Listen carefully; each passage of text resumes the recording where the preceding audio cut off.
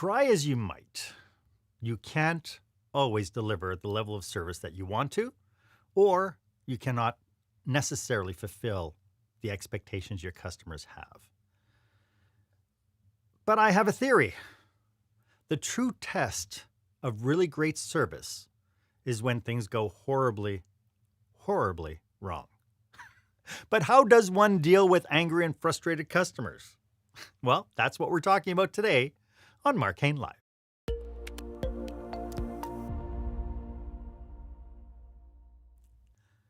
Welcome to this episode. This is where small business owners and entrepreneurs pick up core skill sets to help them create the jaw-dropping, show-stopping experience that their customers and their employees deserve. It's almost a mouthful. It's funny that I've had to say that 135 times.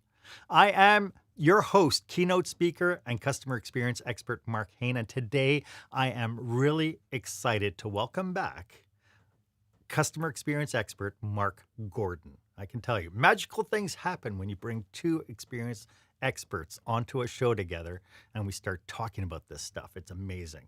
Today, we will be uncovering tips and tricks you can use when faced or even confronted with angry customers. And we'll get to that in just a second.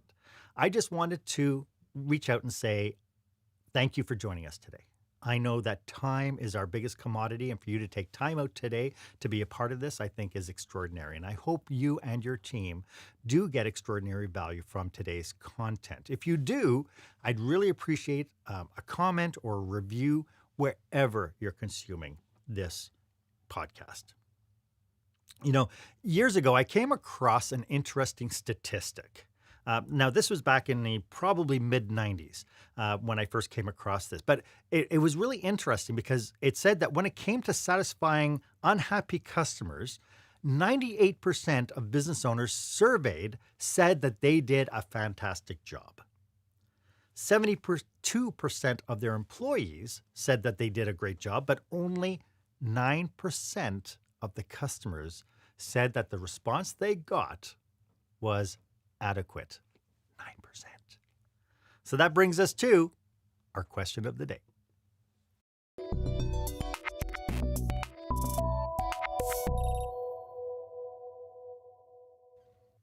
So where are you on that spectrum? As a business operator, as a manager in a business, how well do you think you rate when it comes to satisfying customers who are not having the best experience? And the bigger question is, how do you know? What are you doing to test it? I'd love for you to share your experience. Go ahead and share this episode on a social media platform that you love and hashtag it Experience Leadership and put your comments down. I'd love for you to be part of this conversation. As I mentioned, this is my guest's second appearance on this show.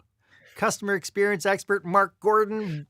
I am so thrilled you are here. Marc is an internationally recognized thought leader in the field of customer experience.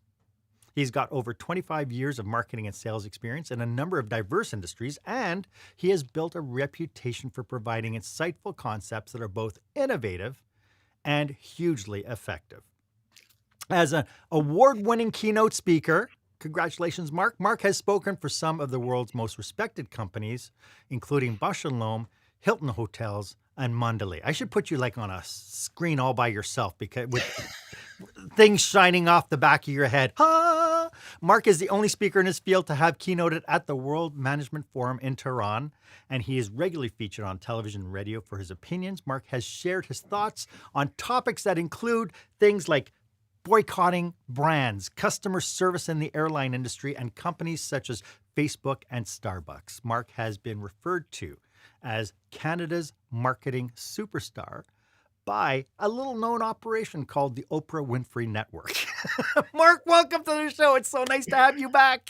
Thank you. It's not often I get to be on a show with someone who spells their name properly. True that.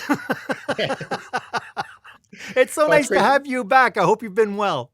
Thank you. Thank you. It's been a busy couple of years for a lot of people and a lot of industries. And I have to say, you had me smiling when you were doing that opening, when you were saying when things go horribly wrong. And my first thought was, boy, if any business has hit that point where they're using the word horribly wrong, there's just I don't even want to know how things got that far, but it can happen, I suppose. Well, and it's perceptual as well. It's all in the perception of the customer, isn't it? It Right? So is. somebody not getting sugar for their coffee could be horribly, horribly wrong, depending if that was your first cup of coffee or not. Very true. so Very true. so We don't Mark, get to decide that. yeah. So maybe you could start off by dig a little bit deeper into what you do for your clients and how do you serve them? Well, essentially, I wear two hats. One is as a speaker, where I share ideas and concepts and things that businesses can do to deliver better, more fulfilling, more manageable experiences for the customers. I do it from the stage, and then I also take on a consulting role for businesses who are like, okay, those are great ideas, and you kind of told us what we need to do, but we're not really sure how to do it or how to make it happen. Can you come on in and show us? And that's a role I take on as well. So that's kind of it in a nutshell. So you're working with like overall brands, but you're also working with intact teams as well. Exactly. Yes. I'll work with a lot of departments. Specifically, a company will bring me in and have me speak to their call center people or the management team. For example, I'm going to be speaking in a couple weeks to a group that manufacture building supplies, and I'm going to be speaking to the sales teams, and because they also not only do sales, but they also provide customer service and customer care and things like that. Of So, course they do. yeah, yeah, The minute they say, "Hi, my name is," they're on the platform. they're Hey, there. Yep. we're constantly hearing about how bad service is in all sorts of industries, especially when you're talking just to normal Joes on the street about their experiences with different brands and that. What do you think is going on?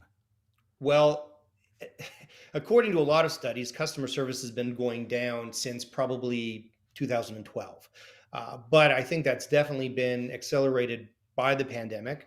For the last, 2021 into 2022, there were businesses that were closed. There were businesses operating on reduced resources. They couldn't get products. They couldn't deliver the services they wanted to. I mean, there were all kinds of external barriers that prevented businesses from functioning in a way that created the kind of experiences customers were used to. But as customers, you and I included, we learned to adapt. We knew we weren't going to go to that restaurant. We were going to have takeout or have it delivered, and we knew it would take longer, and we knew there were certain products we may not see on a grocery store shelf, and we knew we'd have to line up to go into a store because there'd be limited capacity, and we learned to adapt. We didn't like it, but we accepted it and we adapted to it. So And it's now almost like, things are, sorry, Mark. It's almost yep. like because of the crisis of not getting good service as customers, we have changed our expectations. Oh, absolutely. Yes. Yes. We have changed our expectations.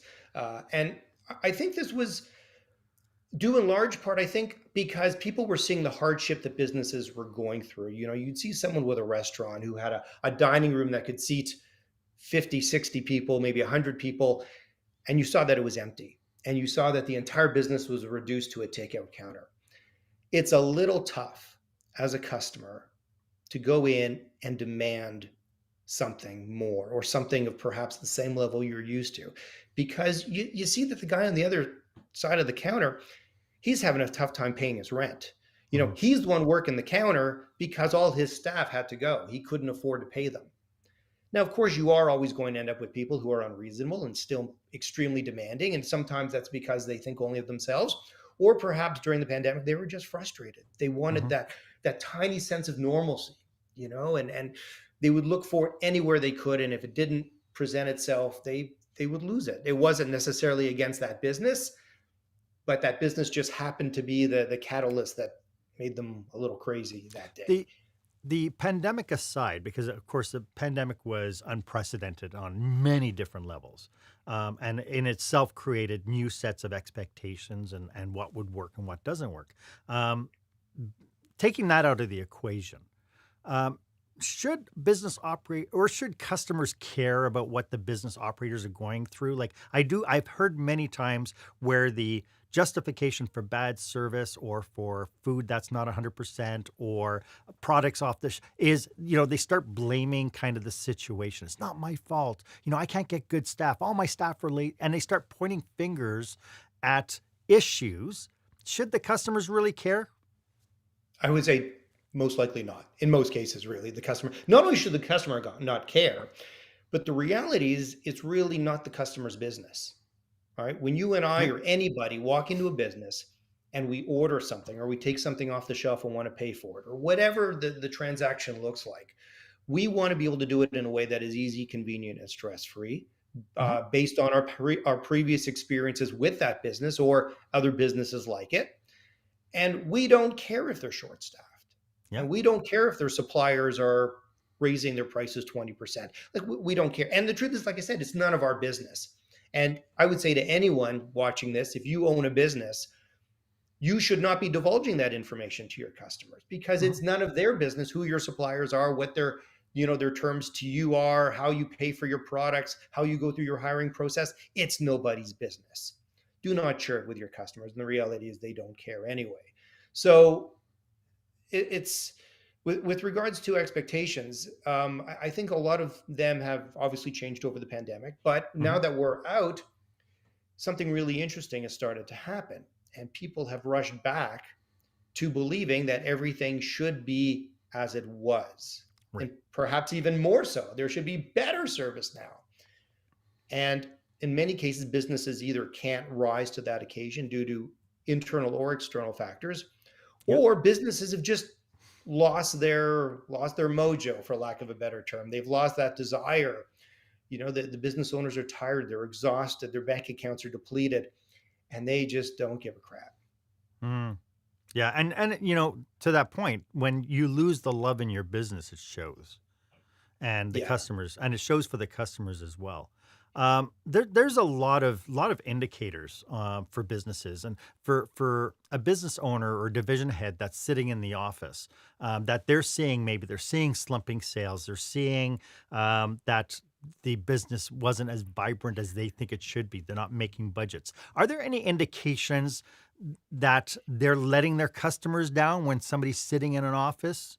If they're not polling their customer, like, how do you figure it out? It's hard to tell sometimes if you're just looking at numbers, because Yeah. what the numbers tell you is sales. What they don't tell you necessarily is where those sales are coming from. So is that customer who used to stop by your place twice a week to make a purchase, are they now coming by once a week? Are they now coming by once every 2 weeks? Or are they not coming at all? And the Mhm. question is why? And this is information that you'll get from frontline workers, the people behind the counter who get to know the customers.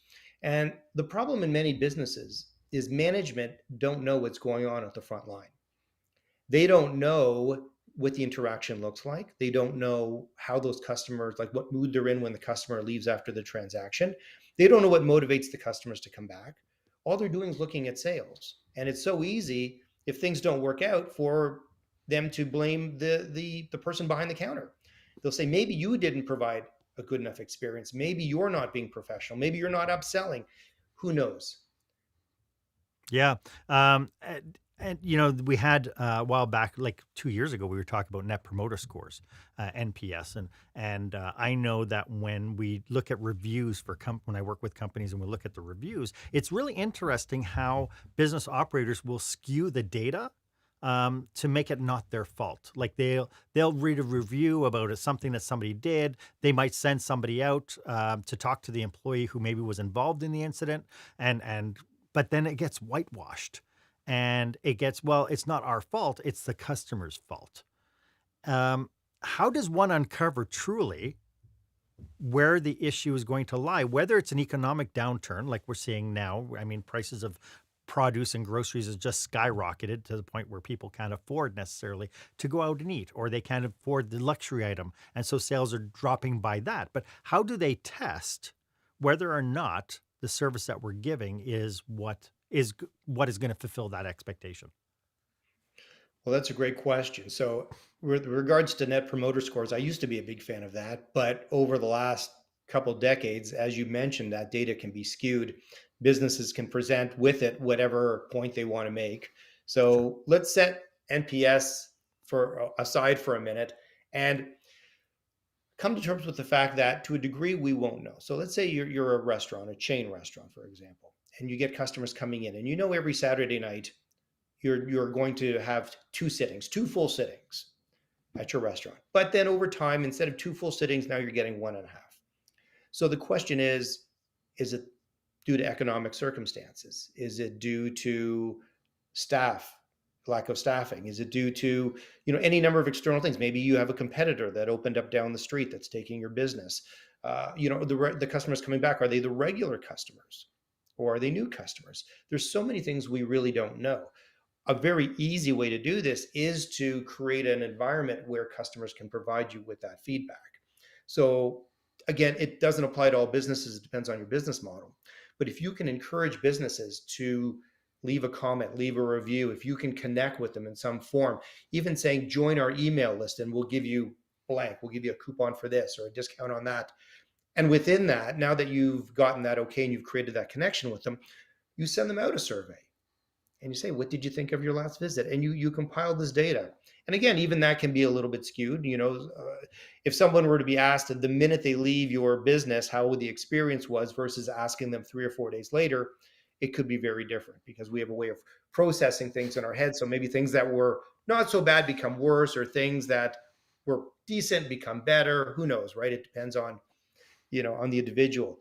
So I guess the short answer is, to an extent, we can never really know what goes on in the hearts and minds of our customers. Yeah. What we can do, though, is try to deliver experiences, and in this case, based on what we're talking about today, dealing with problems in a way that at least gives the customer an opportunity to say thank you. Where when you see them leave, you don't see them storming out of your business, yelling and screaming, waving their fingers, saying, I will never come back here again, right? Ideally, that's not a good outcome. But there are things that people can do and businesses can do to ensure this doesn't happen, even if the customer doesn't always get the outcome they were hoping for. Yeah. I've worked with lots of owners, especially since the pandemic has subsided somewhat. And part of the challenge is we are seeing a lack of labor. And so on. We're seeing that the industries, especially on the entry level positions, are really stressed. And so what I've encouraged a lot of people to do is to go back to, what is your standard? Like what standard do you want to have in order to define what you think is going to be the customer experience, and then test against it through using secret shopper. Like I have a team of secret shoppers that we send out into the stores to be able to test whether or not are we meeting those standards. Because to your point, we don't know what the actual fallout is, what the cause of the fallout is going to be. And so I think figuring out a strategic way to be able to analyze that, I think, is really key. And really the rude awakening that some people get based on these secret shopper reports is, somebody sitting in an office and they're like, I didn't even know this was happening. It's the same mindset thing that you see on Undercover Boss, right? When they go out and they go, I didn't even know this was happening. And so And how important is the management by walking around, do you think? well, it's interesting when you talk about secret shoppers, because secret shoppers, for the most part, are, in a sense, shoppers, and they face the front end staff. Mhm. So they report back based on that. They don't report back based on management, and they don't report back based on company policies for the most part. It's just their experience. So you have to wonder if the experience is a negative one, or even, let's say in this case, if it's a negative one, the question becomes, is it negative because the frontline person you're dealing with, whether it be in person or over the phone or whatever, is it because they were poorly trained? Mhm. Then it falls on management.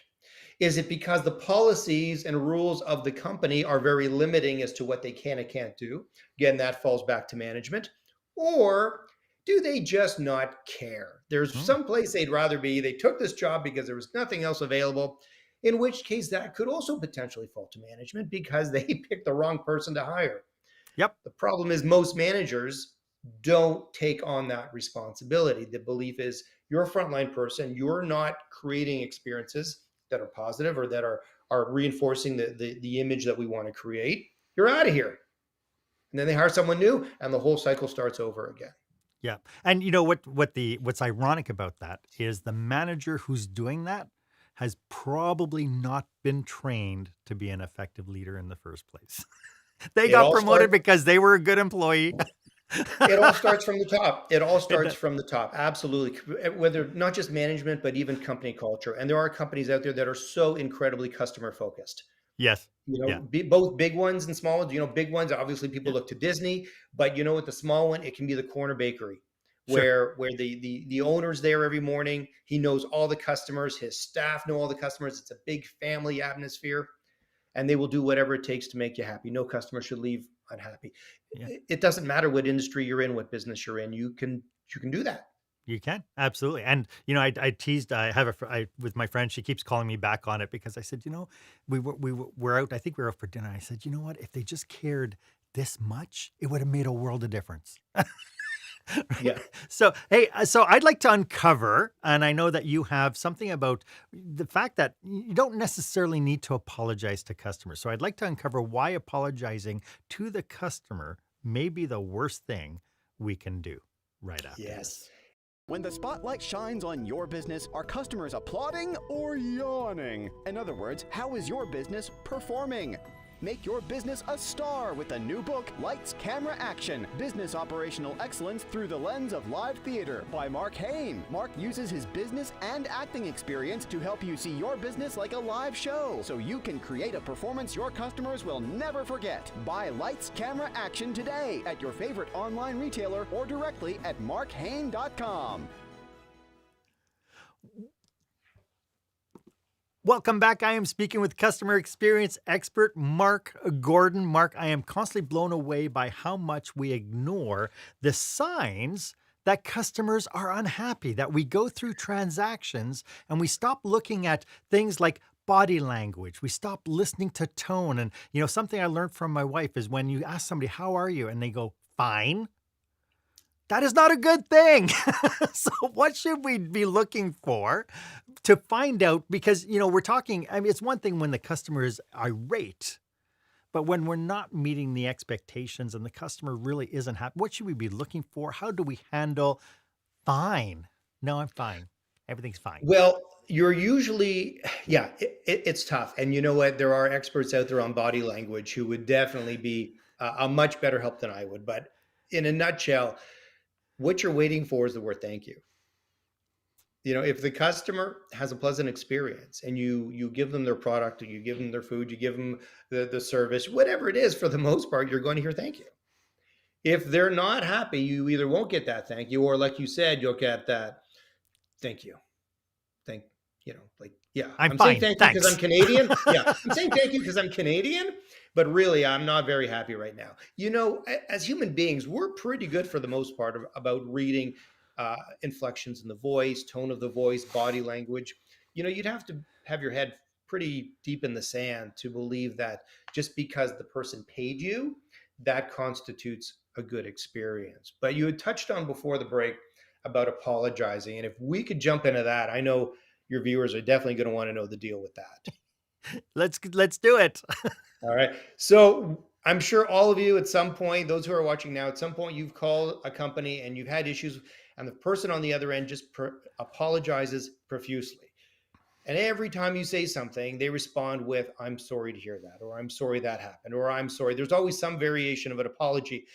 And a couple of things happen. First off, it starts to sound really condescending. In fact, it starts almost sounding flip, like they really don't care. They're just brushing you off. They're saying, I'm sorry because it seems like the right thing to say. But second thing that happens is they're taking ownership. Inadvertently, they're taking ownership of it. If you call a business and you say, you sent me something and it's not right or it doesn't work, and they say, I'm sorry, when they do that, they are taking ownership. Now, what I tell businesses is this: there's nothing wrong with taking ownership. In fact, I openly encourage it when in fact it is your fault. So if you did send the wrong product, or if the service wasn't adequate, or if something's just not right because of the business, whether it be your staff, your policies, whatever it is, take ownership. Say, I'm really sorry that happened. Take a real ownership of that. Now, if it wasn't your fault, so let's say you're a company and you ship a product out and the courier is a few days late, or the courier loses it. Is it your fault? No, absolutely not. So it's okay to say, I'm sorry that happened. I'm sorry it occurred. I'm sorry that you didn't get your package. It's okay to say that. You're showing empathy. That's important. But you have to be careful not to take ownership. And the reason is simple. If you take ownership, the responsibility to fix the situation falls squarely on you. And although you're going to do your best to make things right, the customer needs to understand your relationship with the problem. So, for example, back to the courier situation, if you ship out the product and the courier loses it, you can apologize for it happening. You can let them know how bad you feel about the situation. And then you can say, let me reach out to the courier and find out what we can do. Let me find your package and see how quickly we can get it to you. Now, by doing this, what you've done is, number one, you've shown empathy. Number two is you said that you're going to take hold of the problem. And if I'm rambling here, Mark, let me know. But there's two parts to this. One is a functional task, and an emotional task. The emotional task is where you show empathy. You connect with the customer. And a great line, if your readers or your viewers are watching this, and there's one thing they're going to write down, it's this. When a customer calls and they're upset, there's something not right, regardless of who's at fault. If you respond with, I understand you're upset. I would be upset too if this happened to me. If you can say that or some variation of that, I understand you're upset. If this happened to me, I'd be upset too. That sentence alone will break down a lot of barriers, because you go from being an adversary to being an ally. Because how can you get mad at someone who's saying, yes, it's okay to feel that way. I'd feel that way too. The entire dynamic of the conversation will change. And that's part of the emotional task. Now, the functional task, that's where really you will define the outcome. The functional task is where you take ownership, not of the problem, but of the solution. So back to the courier situation, you say, you've lost your package. Oh my gosh, I understand you're upset. If they lost my package, I'd be upset too. Let me call the courier right now and see what we can do to find your package and get it to you as quickly as possible. I'm going to make all kinds of calls, and you can put them on hold. You can say, let me call you back, depending on the situation. But you do that. You take ownership of finding the solution. Now, what's really cool about this is if the customer sincerely believes that you are putting all your effort and all your mental and emotional energy into solving the problem, they will cut you so much slack you will not believe it, even if you cannot solve the problem. So again, staying with that whole courier story, you tell the customer you're going to reach out to the courier, you're going to try to find the package, get it to you as quickly as possible. You call them back. You say, I have bad news. I called the courier. Nobody has any idea where this package is. You're not going to get it today. I'm really, really sorry. I'd be upset too. I know you're upset. Here's what I can do for you. That's how you complete the sentence. Here's what I can do for you.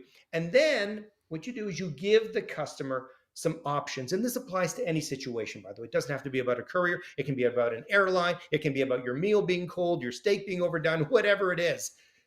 You give them some options. Here's what I can do for you. And you give them options that work for you. I can give you a refund. I can send something new. I can replace the item or product. I can give you a voucher for next time. Whatever it is, every situation is going to be different based on your business and your industry. One important part to know about this, though, is to not give them too many options. If you give them too many options, it can become confusing, and it also devalues each option.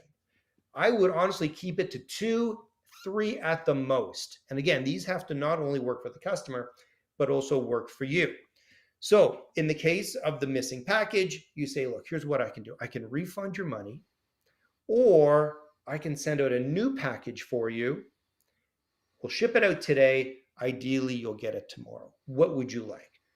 Now the onus falls on the customer. They have all the power. They are going to decide. So how can they be upset? Because they are the one making the decision that works for them. Now, they might be disappointed. They might say, well, you know what? I really needed it today. Getting it tomorrow won't help me. So just give me my money back. They're disappointed, but they're not mad at you. Right? That's the difference. They're not mad. That trust is still there. That relationship is still there, because they know that you tried to make it right and you gave them some options. It So really that's a is. simple formula. It really is caring that much, isn't it? I mean, when push It comes is. to It shove, is. I mean, at no point did you turn around and say, it's okay to say, you know what, sir? I'm sorry. It's policy. Yeah. Three words no customer should ever hear. That's our policy. Never. Because again, these are internal things we touched on earlier, and nobody Mhm. cares what your policies are. And what I find interesting is businesses that post their policies on the wall, Yeah. and if any customer reads them, I guarantee you they're all written for the good of the business. Yeah. Yeah, absolutely. Yeah. And to that point, when it comes to like I've seen policies where it's like, our policy is that we're going to be happy and friendly and we're going to make our customers happy. Um, is that too restrictive? Like, does that make sense as a policy? That's not really sorry, it's not really a policy. That's more of a company culture, I would Yeah, say. Yeah, and uh, also, really, what does that mean? Yeah, I know. that's very vague. Does that mean smiles are free? Like, what? I don't even understand what that means. Yeah. Yeah. It's like, how do you, Yeah, how do you test against it? Right. It's like, okay, John, yeah, our policy is that you're supposed to make the customer happy and you didn't make the customer happy. It's like, yeah. And there are I love customers out there that will never be happy. Nope. Nope. They'll be demanding. They have expectations that might be unreasonable to what you can offer. And a lot of it, I believe that a lot of what we do, we're in contracts with people. We have an assumed contract. When somebody walks in our door, we have a set of expectations that we abide by and that we want to fulfill. And it's when you can't live up to that expectation, and that might not even be your fault.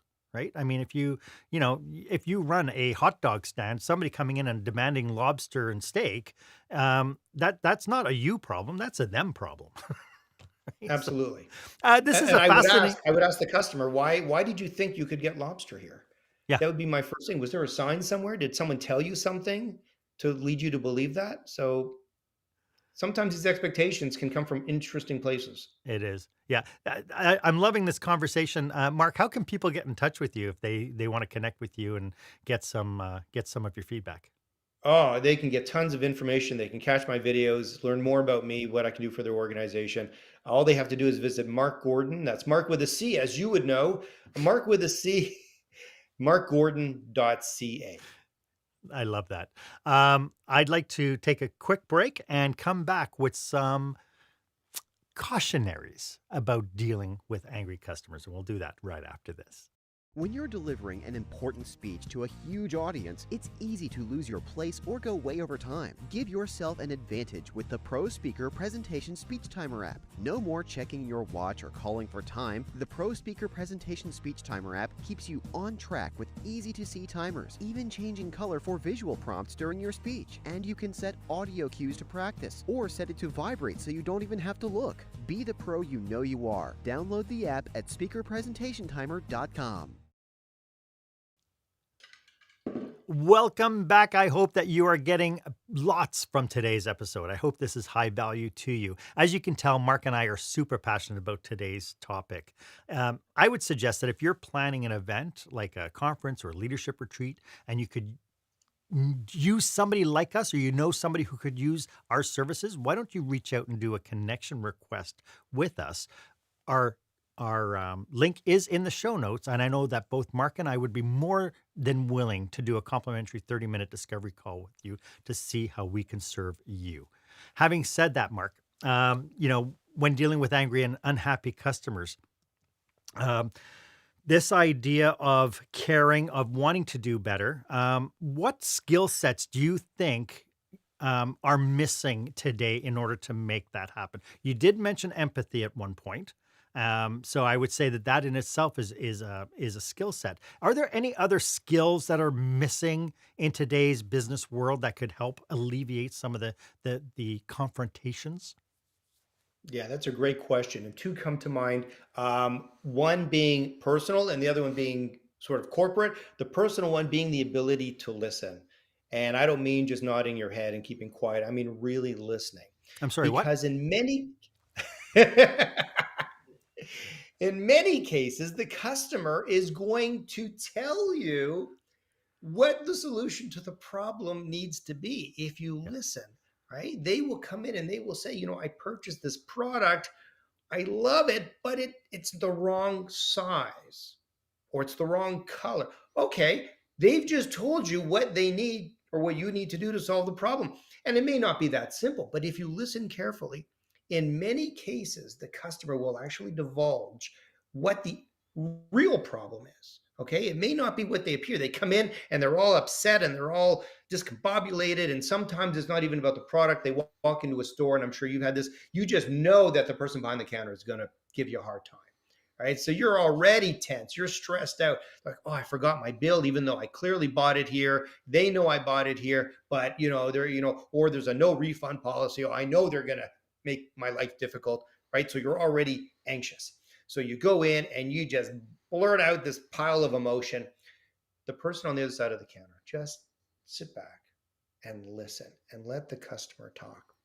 And it's not just about listening, it's about being like an investigator. You're looking for the clues as to what the real problem is. So that is a skill that every frontline worker should have, the ability to listen, understand, interpret. And then the second one is empowerment, which comes from the corporate level, and that being the ability to actually make a decision to do something for the customer. So if you do have a policy of no returns, no refunds, and the person comes in and, well, the item wasn't quite right for whatever reason, it's really never been used. It might be, something that you could easily just put back on the shelf and say, look, you know what, can I get the different one? Can I get the blue one instead of the green one? Well, you can say, sorry, no refunds, no returns. That's our policy. Or you could say, you know what, no problem. Look, it's clearly brand new. I think you bought this yesterday. We'll take it back. We'll give you the new one. It's fine. There you go. No harm, no foul. And you now have a customer who not only trusts you, but when they come in, they're probably going to spend more because they're comfortable knowing that you'll back them up, right? When they see those signs, things like no refunds, no exchanges, they are hesitant to shop knowing whatever they walk out with, they're stuck with. So they're going to think long and hard about anything they buy. So it's really about building that trust. It's about building that relationship. And one thing interesting I want to touch on is when customers come in and they're upset and they're angry about you, your business, your staff, whatever it is, the goal is not about solving the problem for the business owner or for the frontline worker. The goal is not necessarily about solving the problem. The ultimate goal is maintaining the relationship. That is the driving force behind everything they do.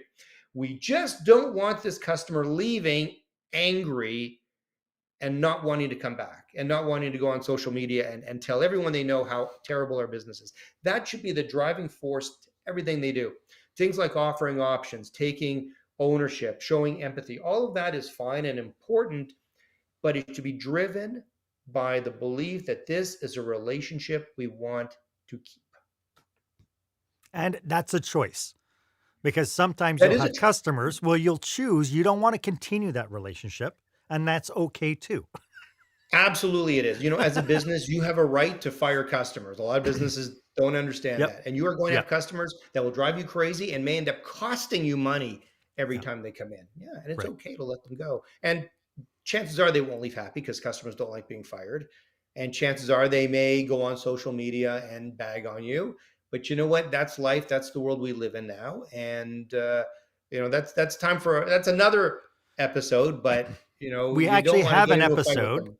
We actually Yeah. have an episode on how to respond to really bad reviews. So Oh, check that's out awesome. the channel because it's there. Are there, for the people who are saying, yeah, you know what, you've convinced me, I need to pull up my big boy panties and I need to get better on the idea of dealing with disgruntled, unhappy, or angry customers. Are there any cautionaries to setting up a system or setting up training the staff that we should be aware of when we're trying to instigate new strategies like this?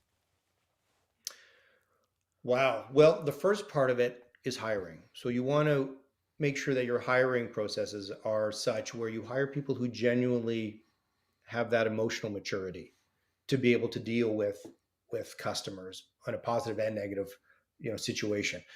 Second of all, you want to create policies that empower the staff to be able to make those kinds of decisions, and you also want to create a support system.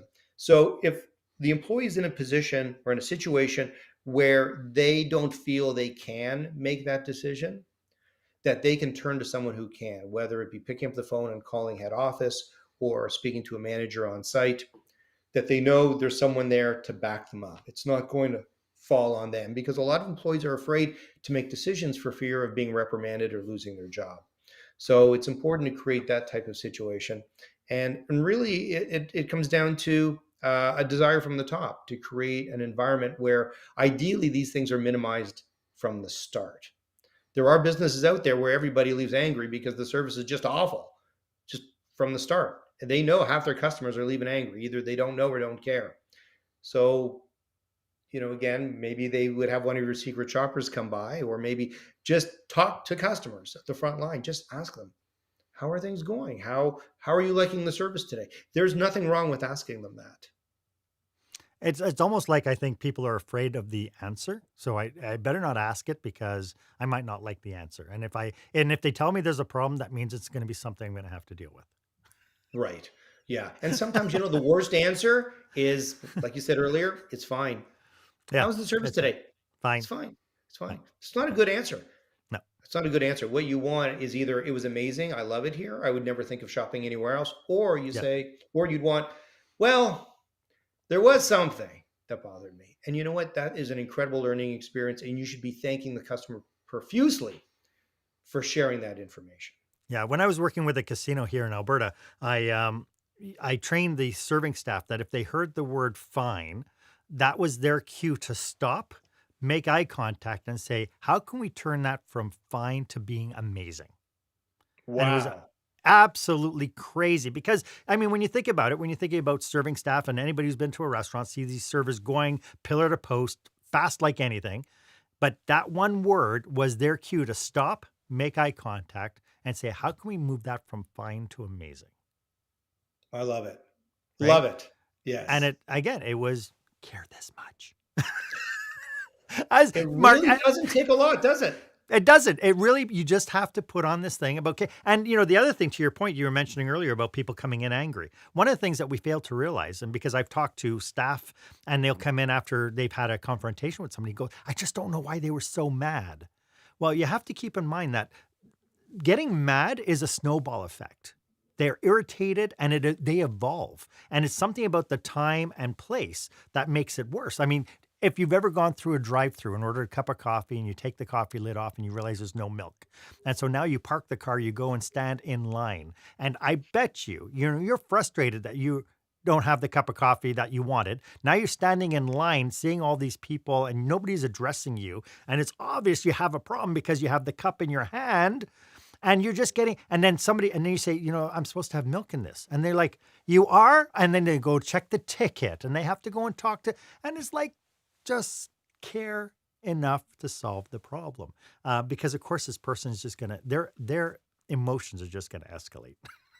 every Absolutely. time they see we don't care, it'll go another notch. Mark, as we wrap up, do you have any last thoughts about what we've been talking about today?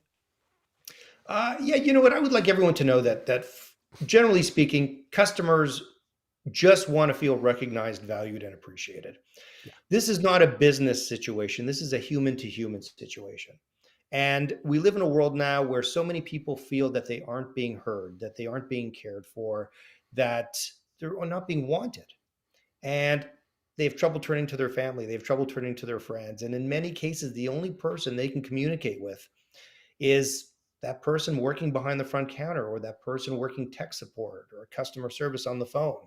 Mhm. And if you can bring an ounce of joy or compassion or just the skill to listen, I got to tell you, it will move mountains in terms of how customers will feel not only about you, but about themselves. And if you can make people feel good, you are miles ahead of most of your competitors. Yeah. Yeah. And it just reminds me of a saying that I learned back in the 70s, which is, if you're not serving somebody, you damn well be serving somebody who is. And so that's your top down thing, right? So that joy Yeah. you expect them to have with their customers, you better be having it with them. Mark, this has been so great. Could you just remind everybody one more time how they can get a hold of you? Sure. Open your browser and visit markgordon.ca. That's Mark with a C. And there's lots of stuff on there to check out. Mark, thank you again. I loved having you back and really appreciate you being here to share your knowledge, your passion, your expertise.